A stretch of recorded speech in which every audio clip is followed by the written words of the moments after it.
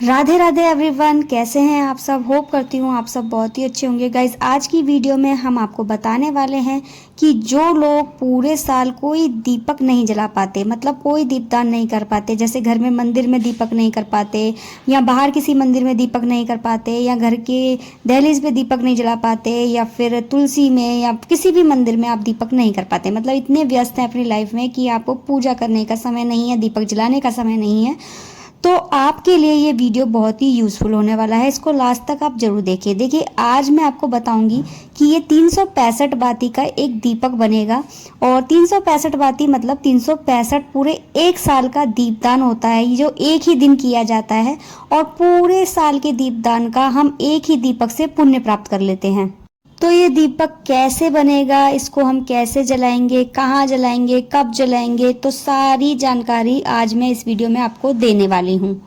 देखिए, 365 बाती का दीपक दो तरह के दीपक से तैयार किया जाता है। एक तो पहला मिट्टी का दीपक, और दूसरा ये गोले का दीपक, मतलब कच्चा गोला होता है, ये सूखा गोला जिसे बोलते हैं।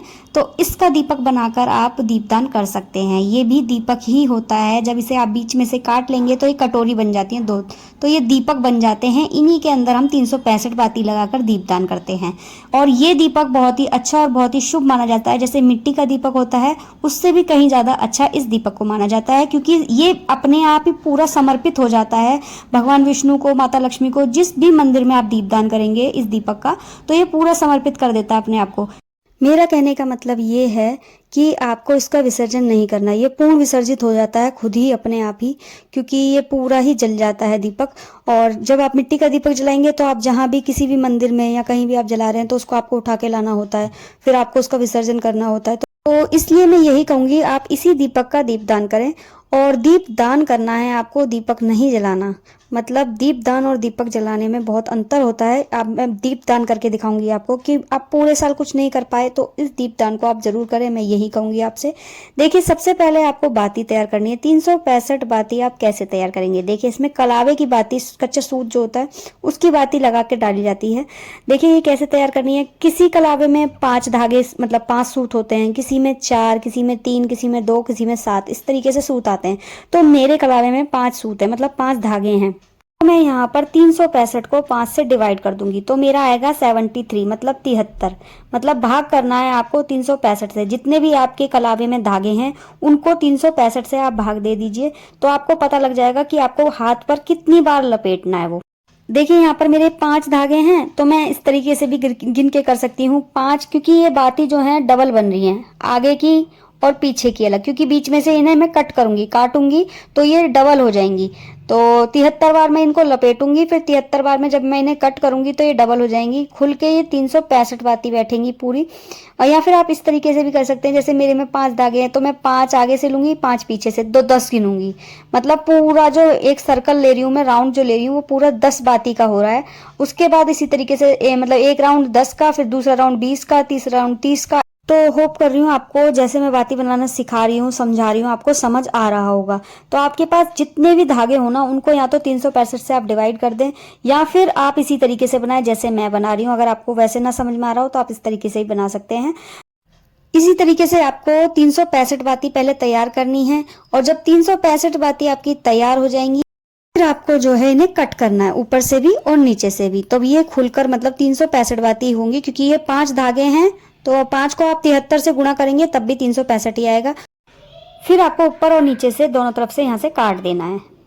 तो इसी तरीके से आपको भी 365 बाती तैयार करनी है। यहाँ पर मेरी बातें बिल्कुल बनकर तैयार हो चुकी हैं, ना एक कम ना एक ज़्यादा, पूरी 365 बाती होंगी, और मैं इन्हें अब काट के दीपक के अंदर लगा लूंगी।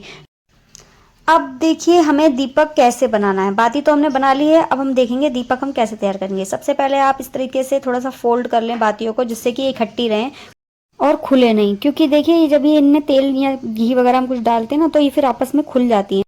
उसके बाद हमें एक साफ शुद्ध बर्तन लेना है, मतलब प्लेट या थाली कुछ भी ले सकते हैं आप। उसके ऊपर एक स्वास्तिक बना लें। स्वास्तिक बनाने के बाद ही आपको इसके ऊपर दीपक रखना है। तो देखिए, दीपक आप डायरेक्ट रखेंगे तो वो इधर उधर हिलेगा, क्योंकि ये गोले का दीपक बनाया आपने, तो थोड़ा सा हिलने का डर रहता है, और हिल जाता है, बिखर जाता है इधर उधर तेल, तो फिर वो दीपक खंडित माना जाता है। तो इससे अच्छा आप उसके नीचे एक दीपक रख लें, दिया मतलब मिट्टी का दिया रख लें, जिससे सपोर्ट मिल जाए उसे। तो यहाँ पर हमने उसके ऊपर रख लिया है नारियल का दीपक, गोले का दीपक, और फिर उसके अंदर बाती डाल ली है हमने, तिल का का तेल डाल लिया है। घी का जलाना चाहते हैं तो आप घी का भी जला सकते हैं, देसी घी का।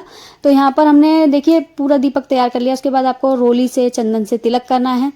7 या 9 बार इस तरीके से आप तिलक कर सकते हैं। यहाँ ऐसे दीपक पर तिलक जब किया जाता है जब दीपक प्रज्वलित हो जाता है, मतलब दीपक जला दिया जाता है। लेकिन यहाँ हम पहले इसलिए कर रहे हैं क्योंकि इसकी लौ और अग्नि बहुत ज्यादा तेज हो जाती है। दीपक की जो लौ होती है वो बहुत तेज हो जाती है, इसलिए हम इसमें तिलक नहीं कर पाएंगे, इसलिए हम पहले ही तिलक करके रख लेते हैं।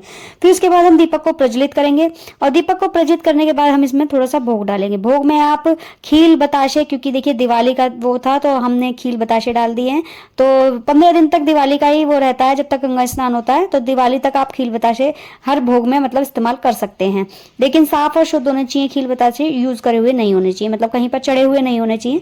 तो यहाँ पर हमने इसके अंदर खील बताशे डाल लिए हैं और उसके बाद हमने फूल समर्पित कर दिए हैं दीपक को। और फिर उसके बाद हमने हथेली पर जल लेकर थोड़ा सा जल फिरा दिया है। तो इस तरीके से हमने इसका दान कर दिया है, मिनस दिया है हमने दीपक को। अब ये दीपक का हम दान करेंगे, तो इसे ही बोलते हैं दीपदान। अगर डायरेक्ट आप इसे जलाकर कहीं भी रखाते तो वो एक दीपक जलाना हो जाता, लेकिन हम यहाँ पर कर रहे हैं दीपदान।